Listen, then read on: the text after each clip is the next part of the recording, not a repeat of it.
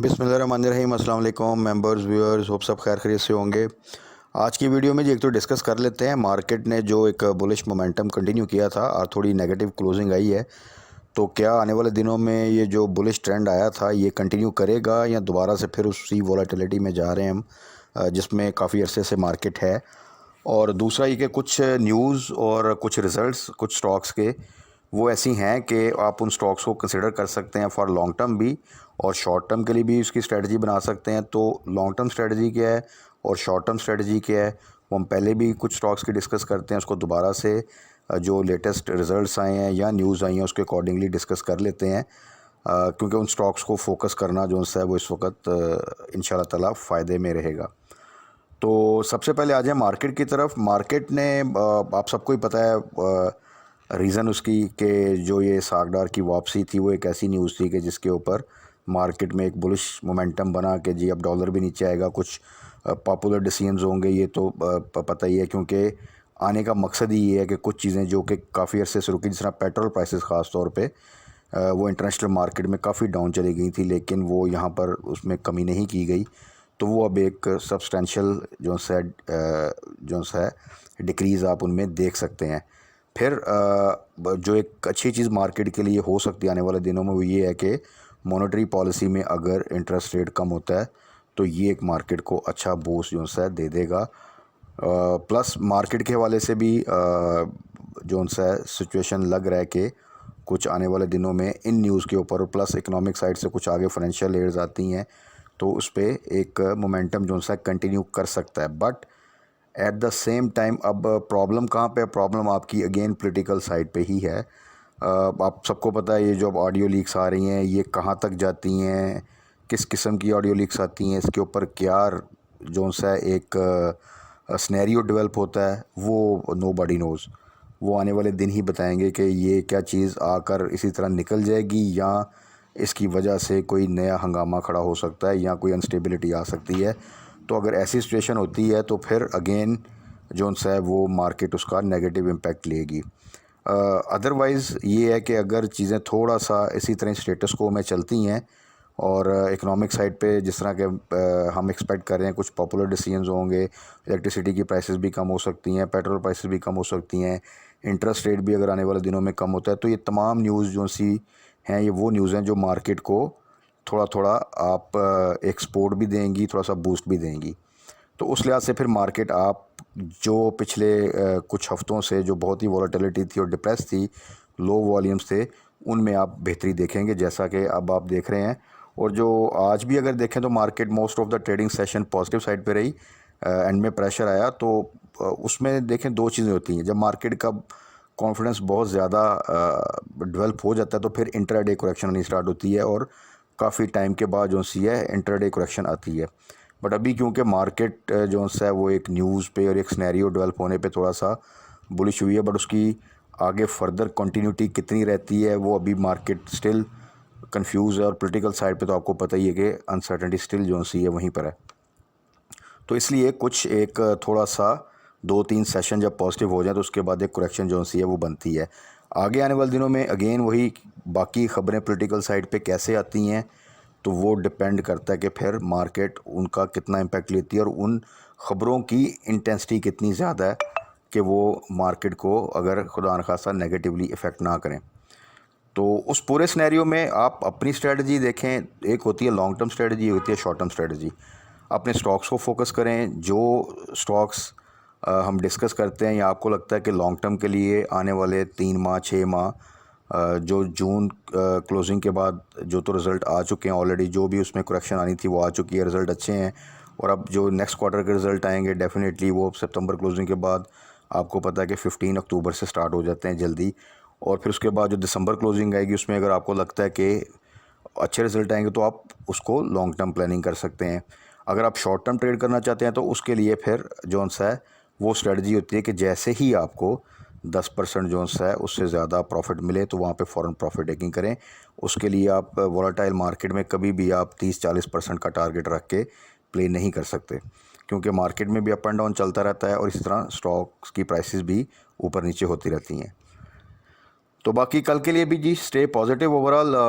Political news और ये जो ऑडियो लीक्स का एक सिलसिला स्टार्ट हुआ है, इसको थोड़ा सा वॉच करते रहें, और इसका इम्पेक्ट क्योंकि आने वाले दिनों में कितना आ सकता है ये आने वाला टाइम ही बताएगा। ओवरऑल मार्केट अदरवाइज़ जो सी है वो इंशाल्लाह ताला लिटिल बिट करेक्शन के साथ थोड़ा सा बेहतर मोमेंटम के साथ आगे चल सकती है।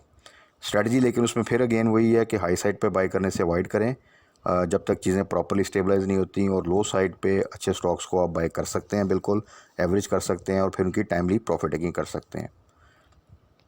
इसके बाद आ जाएं जी, अब कुछ स्टॉक्स को डिस्कस कर लेते हैं जिनमें कुछ न्यूज़ हैं और कुछ रिज़ल्ट्स आए हैं, बड़े अच्छे रिज़ल्ट्स आए हैं, और ये रिज़ल्ट्स बताते हैं कि इनमें अब आप थोड़ा सा इनको अपने पोर्टफोलियो का हिस्सा बना सकते हैं, और इनको थोड़ा सा अगर आप होल्ड करें लॉन्ग टर्म या मीडियम टर्म के लिए भी, तो भी इंशाल्लाह ताला आपको फ़ायदा हो सकता है। तो सबसे पहले आ जाएं जी इमेज पे। इमेज का आज रिज़ल्ट आया, अच्छा रिज़ल्ट था, बट ज़्यादा जो अच्छी न्यूज़ थी वो ये थी कि इसने 15% जो है बोनस जो है वो दिया। वो एक अच्छा बूस्ट था, और प्लस जो इमेज की आपको याद हो कि हम इसको अक्सर डिस्कस करते हैं, और अच्छी स्विंग ट्रेड भी इसकी हमने रिसेंट मंथ्स में जो सी है वो इन्जॉय की। तो हमेशा ये होता है कि जब भी ये 14 से नीचे आता है तो मैं इसको डेफिनेटली हमेशा मेंशन करता हूँ कि इसको आप कंसिडर कर सकते हैं फॉर शॉर्ट टर्म गेन, क्योंकि नॉर्मली ये हमेशा जब 14 से नीचे आता है तो 13 के आसपास वहाँ से फिर हमेशा ये बाउंस बैक किया है, और इसने मिनिमम 2-3 रुपये और कई दफ़ा 3-4 रुपये का गेन भी दिया है।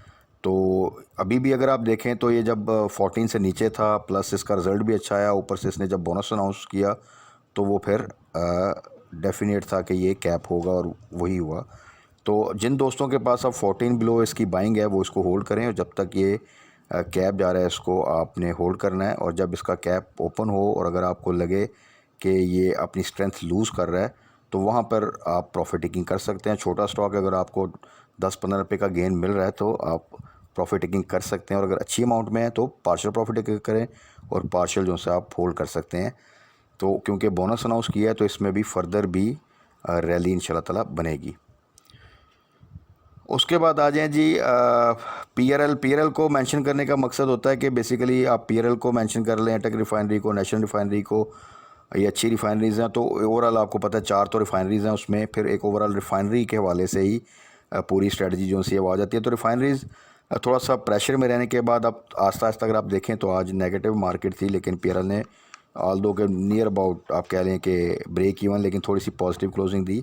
तो हर स्टॉक का, और ख़ास तौर पे जब इतने अच्छे रिज़ल्ट आए थे रिफाइनरीज़ के, उसके बाद इनमें पोस्ट रिज़ल्ट जो सी है मैंने बताया था कि वो रैली अभी भी ड्यू है, क्योंकि मार्केट इतनी ज़्यादा वॉलेटाइल डिप्रेस रही थी और डल रही थी कि ये भी उस प्रेशर में रहे। बट अब आहिस्ता आहिस्ता अगर मार्केट ठीक होती है तो इन स्टॉक्स में अब दोबारा जो है रिफाइनरी सेक्टर में एक मूवमेंट देखेंगे, और पीएरएल की जो टारगेट प्राइस हमने की हुई है 20 की, ये दोबारा उसकी तरफ जाएगा। तो वंस जब ये वहाँ पर जाएगा तो वहाँ पर हमारा स्टॉप लॉस, जिस तरह लास्ट टाइम हमने 18 का स्टॉप लॉस रख के इसको होल्ड किया था, तो अब फिर इसका इसी तरह ही स्टॉप लॉस हम ट्रेलिंग स्टॉप लॉस के साथ वहाँ पे हमने प्रॉफिट टेकिंग करनी है। उसके बाद ओवरऑल आईटी सेक्टर को हमेशा मैं प्रायोरिटी पे रखता हूँ। इसमें अगर आप देखें इस वक्त तो नेटसोल का रिज़ल्ट आया, बट रिज़ल्ट के बाद ये थोड़ा सा प्रेशर में रहा। उसकी रीज़न ये है कि अगर आप इसकी ईपीएस देखें तो आउटस्टैंडिंग ईपीएस आई, यानी कि तकरीबन 4 गुना आप कह सकते हैं प्रीवियस ईयर से इसकी जो ईपीएस है वो बेहतर आई, लेकिन पे आउट ज़ीरो था, जिसकी वजह से ये प्रेशर में रहा। और क्योंकि मार्केट थोड़ी पॉजिटिव थी तो इसलिए वो प्रेशर थोड़ा कम रहा। अदरवाइज़ इस तरह का जब आप देखें कि रीसेंट एग्जांपल जो आई हैं कि बड़े आउटस्टैंडिंग ईपीएस आई है लेकिन पे आउट बिल्कुल नहीं आया, तो वो स्टॉक उस दिन फिर लोअर लॉक हो गया। तो नेटसोल ने इस लिहाज से इसके लिए थोड़ा सा ये आप कह लें कि एक एडवांटेज रही कि मार्केट उस वक्त ज़्यादा डिप्रेस नहीं थी, तो इसका वो जो पे आउट ना देना है वो एब्जॉर्ब हो चुका, और आने वाले दिनों में अब आप इसको एक दोबारा मोमेंटम देखेंगे।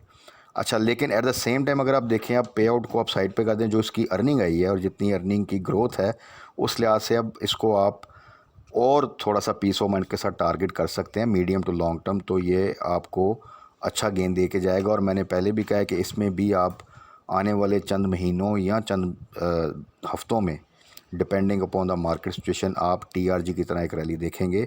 और क्योंकि इसकी रैली जब आप तकरीबन 100 के आसपास से स्टार्ट होगी तो वो बहुत अच्छा गेन आपको दे जाएगी। और अगर आप इसकी ईपीएस भी देखें, उसमें इम्प्रूवमेंट देखें, तो भी ये स्टॉक और प्लस आईटी सेक्टर होने की वजह से आप इसको लॉन्ग टर्म से मीडियम टर्म ज़रूर प्लान करें। उसके बाद आ जाए जी टीपीएलपी का कल रिज़ल्ट है, और इसको भी जो दोस्त मेरी वीडियोस देखते हैं उनको पता होगा कि इसको मैं बार बार हमेशा स्विंग ट्रेड के लिए मेंशन करता हूँ, और बड़ी अच्छी स्विंग ट्रेड दी इसने, काफ़ी दफ़ा दी रिसेंट मंथ्स में। हमेशा जब ये 18 से नीचे जाता है वहाँ से बाउंस बैक करता है 22 से ऊपर, वहाँ पे प्रॉफिट टेकिंग लेवल्स बनते हैं, और यही हमेशा डिस्कस किया। इसकी कुछ न्यूज़ आई थी रिसेंटली जो हमने डिस्कस भी की थी, यूएई में जो इनकी एक पार्टनरशिप हुई है, कोलैबोरेशन, तो आने वाले अरसे में इसमें एक अच्छा पोटेंशियल और एक अच्छी ग्रोथ आप एक्सपेक्ट कर सकते हैं। But for the time being again इसने देखें एक अच्छी स्विंग ट्रेड दी, और आज फिर इसने 22.4 आई थिंक वहाँ पे टच करके दोबारा जो क्लोजिंग है वो 22 से बिलो दे दी। तो फिर वही देख लें चीज़ बनी कि ये 18 के पास आया, वहाँ से इसने मूवमेंट बनाई 19 के पास, 19 से इसने मूवमेंट बनाई, और उसके बाद 22 से ऊपर जैसे गया तो वहाँ पे अगेन वही सिचुएशन थी कि प्रॉफिट टेकिंग बनती थी। जिन दोस्तों ने प्रॉफिट टेकिंग की दैट्स गुड। जो प्रॉफिट टेकिंग नहीं कर सके उनके लिए ये है कि अभी इसको आप होल्ड कर सकते हैं, बट स्टॉप लॉस आप 20 का हमेशा रखा करें, और जब क्लोजिंग 22 से ऊपर दे तो अपने स्टॉप लॉस को 21 पे ले जाएं। इसी तरह अपने स्टॉप लॉस को ट्रेल करें। अब सिचुएशन ये है कि इसका कल रिज़ल्ट है, और रिज़ल्ट जो सा अनाउंस होगा वो परसों प्री ओपन में होगा, क्योंकि कल आई थिंक 3:30-4 बजे के करीब इसका रिज़ल्ट है, तो इसलिए वो कल तो डेफिनेटली अनाउंसमेंट उसकी नहीं होगी। तो अगर हिस्टोरिकली देखें तो रिज़ल्ट में कोई बहुत आउटस्टैंडिंग पे आउट तो एक्सपेक्टेड नहीं है, तो इसलिए चांसेस हैं कि ये वहाँ से दोबारा इसमें डिप आ जाए। तो कल का दिन एक इम्पॉर्टेंट दिन है, और अगर आपको कल ये दोबारा 22 से ऊपर मिले, मेरा ख्याल है, और किसी के पास अगर रीज़नेबल क्वांटिटी है तो उसको कम से कम पार्शियल प्रॉफिट टेकिंग तो ज़रूर करनी चाहिए। क्योंकि अगर इसका रिज़ल्ट को इतना अच्छा ना आया और तो प्री ओपन में अनाउंसमेंट हुई, तो फिर शायद स्टॉप लॉस का भी चांस ना मिले।